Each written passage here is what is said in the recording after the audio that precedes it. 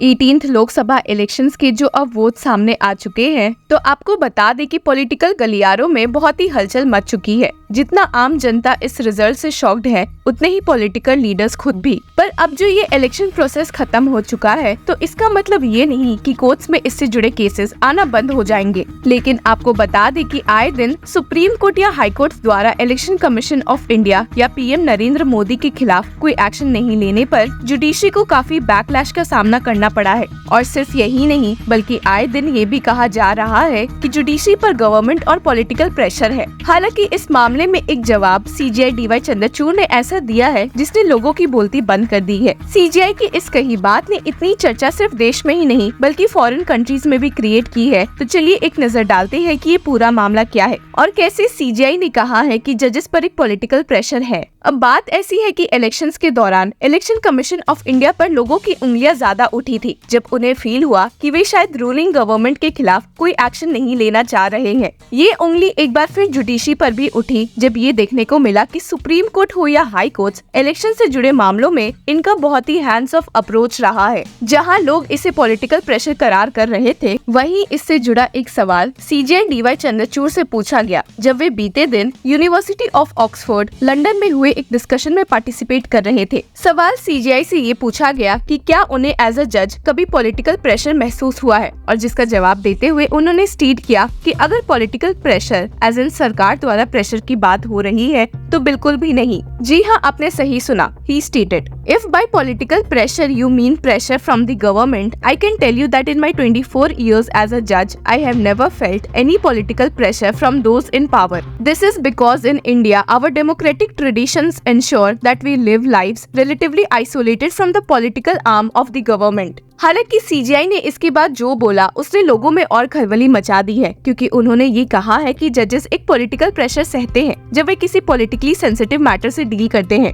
जितना आपके लिए ये सुनना शॉकिंग है, उतना आपको बता दे कि लोगों के लिए था, और वो भी तब जब सीजेआई ने कहा है कि उनके ऊपर कभी पॉलिटिकल प्रेशर रहा नहीं है। लेकिन अपनी बात को क्लैरिफाई करते हुए ही stated, if you mean a political pressure in a broader sense of a जज realising the impact of a decision which may have political ramifications, obviously judges have to be conversant with the impact of their decisions on the polity at large. That is not political pressure, I believe. That is an understanding by the court of the impact or the likely impact of the decision making process, which the judge must necessarily factor into their considerations. हालांकि political pressure के अलावा CJI D Y Chandrachud ने कहा भी है कि आए दिन जजेस पर काफी सोशल प्रेशर भी रहता है और उन्हें केसेस डील करते हुए उन सोशल ग्रुप्स का भी सोचना पड़ता है। And stated, many of the cases that we decide involve intense societal impacts, and as judges I do believe that it is our duty to be cognizant of the impact of our decisions on the social group that we are going to affect. आपको बता दें कि ये question answer session CJI द्वारा दिए गए एक speech के पहले देखने को मिला है, जिसमें सीजेआई ने topic role of courts in humanising law पर अपनी बात रखी है। जजेस द्वारा प्रेशर फेस करने के अलावा भी सीजेआई डीवाई चंद्रचूड़ से एक सवाल ये पूछा गया है कि कैसे आए दिन social media as a tool कुछ ज्यादा ही कोर्ट्स को क्रिटिसाइज करने के लिए यूज होने लगा है।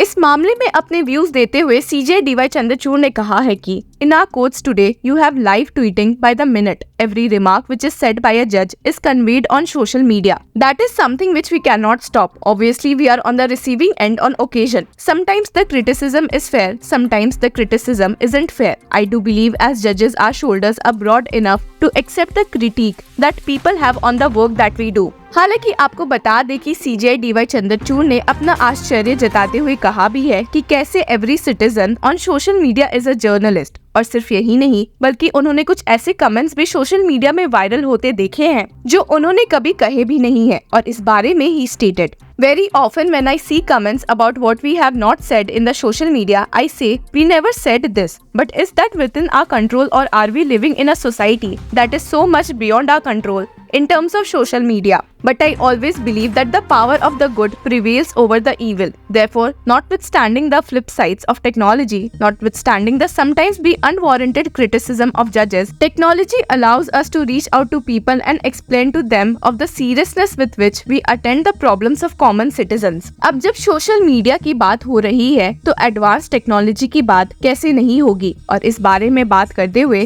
CJI DY चंद्रचूड़ ने जुडिशरी के प्रोसेस में डिजिटल अपडेट्स और टेक्नोलॉजी की बात की है और कहा भी है कि कैसे इसने बहुत ही ज्यादा हेल्प की है and stated hybrid hearings have allowed the Supreme Court to become not just the Supreme Court of that location in Delhi, but truly a Supreme Court of the entire nation.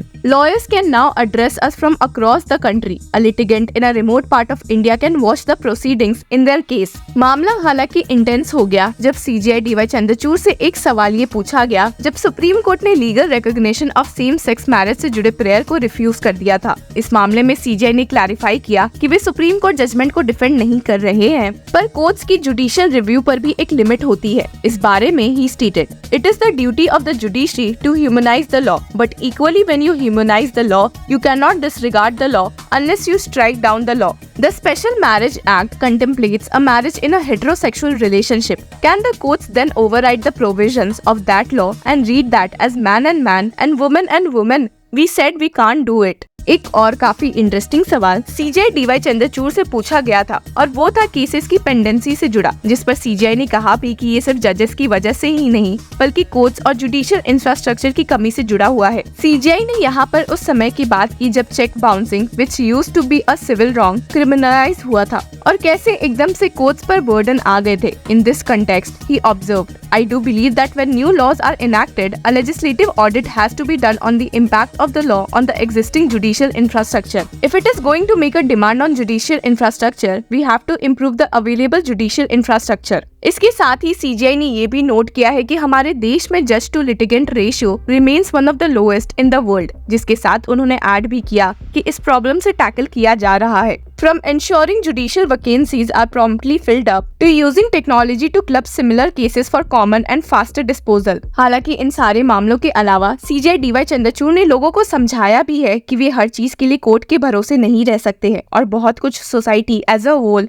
खुद से भी कर सकती है। He stated, I believe that there is so much that has to be done by society itself and in other ways in modern democracy. You cannot look to the court to resolve every issue or dispute that arises in society. और जजेस को एक advice देते हुए CJI DY Chandrachud ने कहा है कि it is important that as judges we draw the line and decide what legitimately belongs to our jurisdiction and what legitimately belongs to other wings of society, including civil society itself. CJI के इतने सारे comment सुनने के बाद आपके मन में भी कुछ बातें जरूर चल रही होंगी, तो चलिए उन्हें हमारे साथ शेयर कीजिए और तब तक के लिए कीप फॉलोइंग लॉ चक्रा।